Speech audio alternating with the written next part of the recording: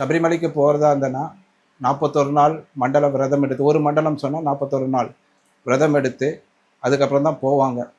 அதாவது அந்த 41 நாள் முடியறது வந்துட்டு டிசம்பர் 26க்கு முடியும். மண்டல பூஜை வைப்பாங்க, ஐயப்பனுக்கு அபிஷேகம் நடக்கும். அதுக்கப்புறம் அதே நிறைய பேர் அப்படியே கண்டினியூ பண்ணி ஜோதிக்கு போவாங்க. ஏன்னா மகர சங்கிரமம் ஜோதி அதுதான் மிகவும் முக்கியமானது ஐயப்பனுடைய இதுக்கு.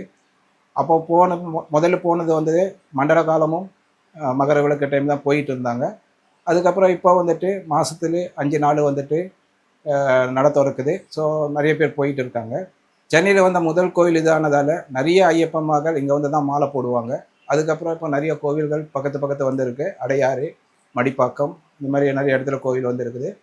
ஸோ நிறைய சாமி மகள் அப்படியே ஸ்ப்ளிட் ஆகிட்டு நிறைய இடத்துக்கு போயிருக்காங்க. பட் அப்படி இருந்தாலும் இந்த ஒரு ஐயப்பன் கோயிலில் பயங்கர மகிமை இருக்குன்னு சொல்லலாம்.